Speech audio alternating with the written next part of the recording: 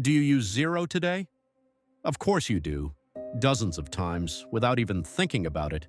Checking the time, entering a passcode, checking your bank balance, opening an app on your phone. But did you know that about 700 years ago, in one of the biggest trading cities in Europe, using this exact number in an official document was simply illegal?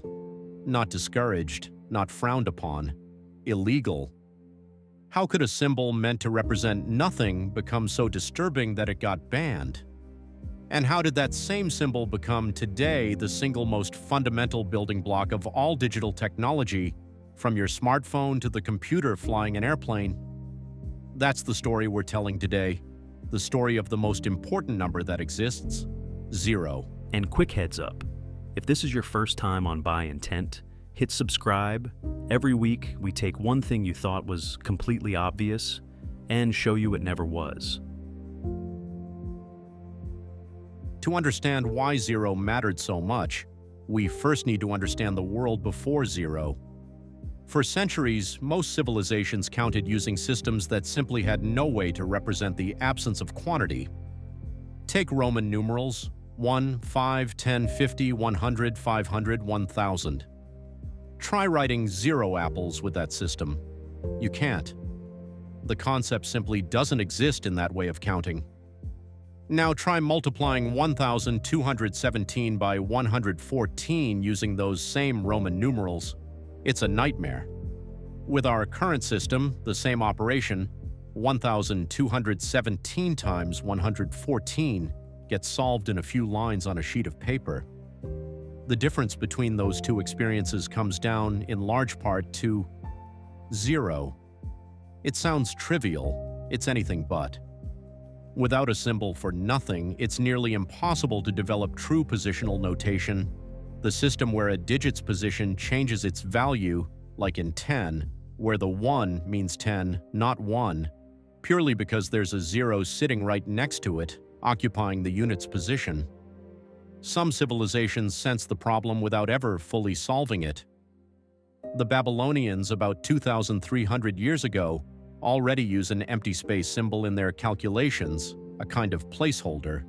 But it's not yet a true number. It's a gap in the notation, not a value in its own right. You can't add it. You can't subtract it. You can't reason with it. And fascinatingly, thousands of kilometers away, on the other side of the planet, a civilization completely isolated from the rest of the world stumbles independently onto a very similar intuition. The Maya of Central America also develop a symbol representing 0 in their calendar and counting system, with 0 contact whatsoever with India, Mesopotamia, or Europe. Two civilizations, separated by an ocean and thousands of years of independent development, each run into the exact same fundamental need, representing nothing in order to count everything. But it's in India that a mathematician makes the decisive conceptual leap, the one nobody had dared make before him. In 628 CE, Brahmagupta, an Indian mathematician and astronomer, writes a foundational text, the Brahmasfuta Siddhanta, literally the opening of the universe. And in this text, he does something nobody had done before. He treats 0 as a true number with its own rules of calculation. He states in plain terms, a number plus 0 remains that same number. A number minus itself gives 0, a number multiplied by 0 gives 0. It sounds almost childishly obvious today. But nobody, before Brahmagupta, had formalized these rules in writing. With him, 0 moves from being a mere gap in a notation system to becoming a genuine mathematical object with its own coherent, usable internal logic. And Brahmagupta goes even further. He even attempts to define what happens when you divide a number by 0. His attempt remains incomplete. It will take centuries and the invention of calculus to truly resolve that question with full rigor. But the sheer boldness of even posing the problem shows just how clearly Brahmagupta understood that 0 wasn't a simple empty symbol. It was a doorway into an entirely new, still largely unexplored mathematical territory.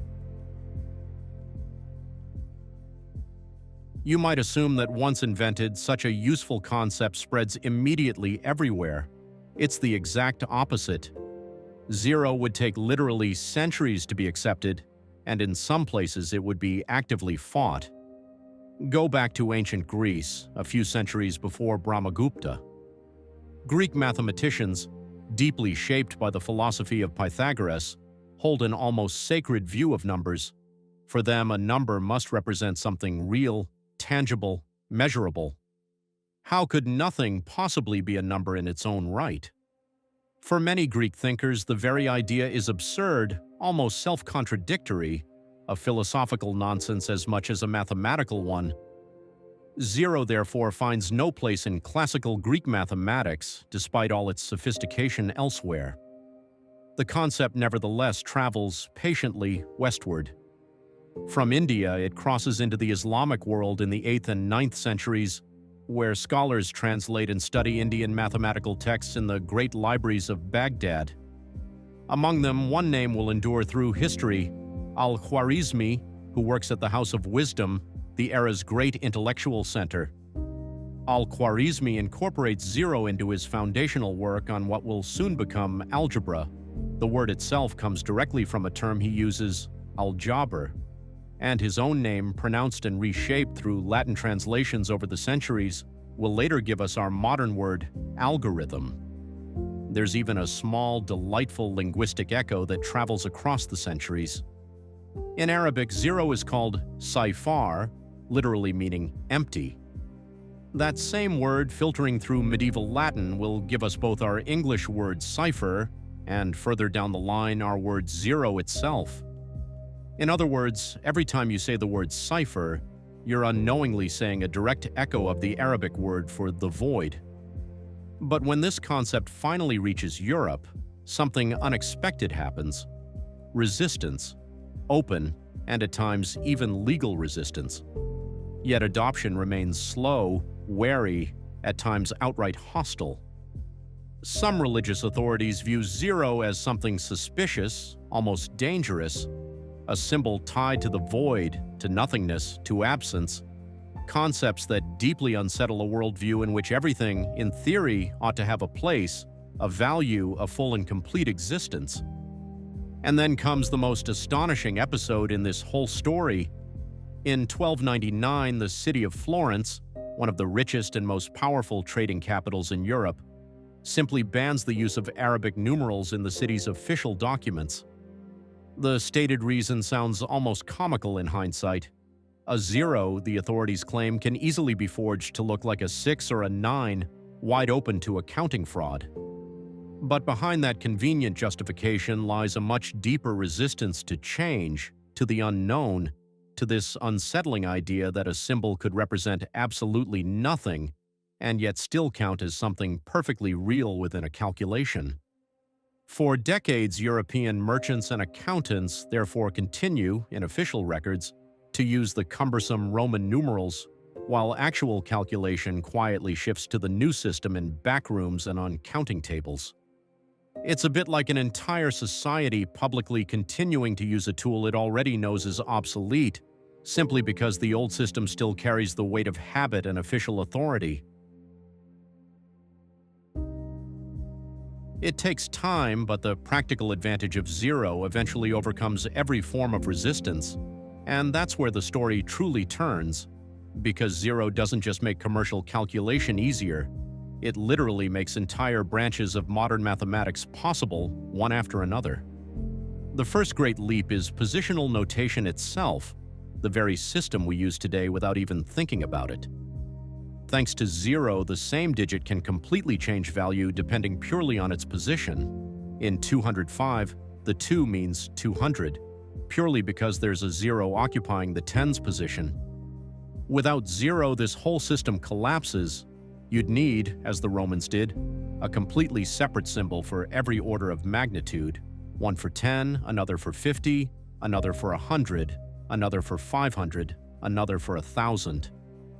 Zero is precisely what allows you to write any number, no matter how enormous, using only 10 symbols total. Then there's algebra itself, which relies directly on zero to solve equations.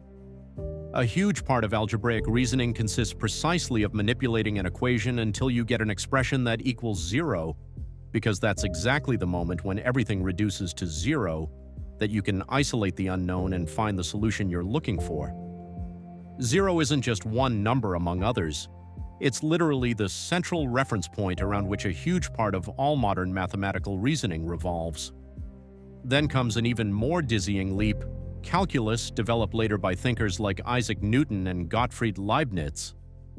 This entire branch of mathematics, which lets us calculate instantaneous speeds, areas under curves, rates of change, essentially all of modern physics, engineering, and quantitative economics, rests on a single founding question.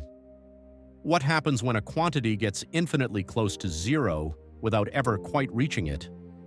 That's exactly the problem Brahmagupta had glimpsed without being able to fully solve it, a full 1,000 years earlier with his attempt to divide by zero. Calculus is, in a sense, the final resolution of a question left hanging for an entire millennium. And then comes the final leap, the one that concerns us directly today, every single second of our digital lives: computing. All of modern digital technology, your phone, your computer, every website, every app, every artificial intelligence system, rests, at its deepest level, on a single physical alternation: the presence or absence of an electrical signal in a tiny switch called a transistor. We represent that alternation with just two symbols, one for signal present and zero for signal absent. That's binary code. Grouped into sets of 8, these zeros and ones form what's called a byte, the basic unit that encodes a letter, a colored pixel, a musical note. Every photo you look at, every message you send, every calculation a processor runs, every response an AI produces, all of it comes down, at its core, to immense streams of zeros and ones flashing by at a speed the human brain can't even really picture. In other words, the very same symbol that Florence banned by law in 1299 because it dangerously represented nothing is today literally half the alphabet in which all of digital civilization is written. There's something genuinely dizzying about this story once you step back and look at it. Zero isn't a number like 7 or 42, it's an absolutely unique case in the entire history of mathematics.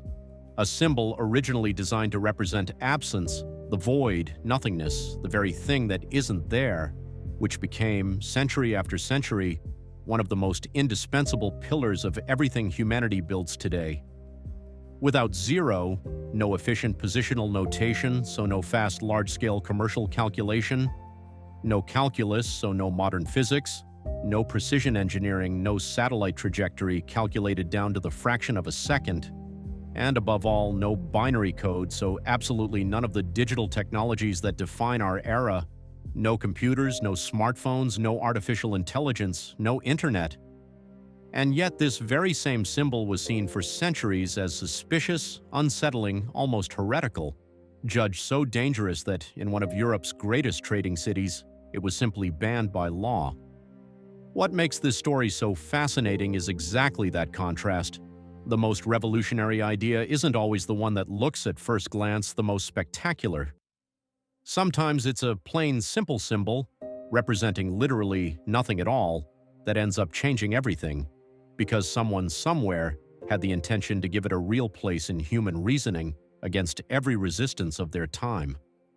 So the next time you type a 4-digit passcode, check the time on your phone, or simply have this very screen process billions of zeros and ones right now to display this video to you, remember that this small, ordinary-looking circle was once judged so dangerous that it got banned by law, and that today it's the silent foundation of our entire digital world. If this blew your mind a little, hit like, subscribe for the next one, and drop a comment. What's another obvious thing you want us to question next? Remember, all of this happened by intent,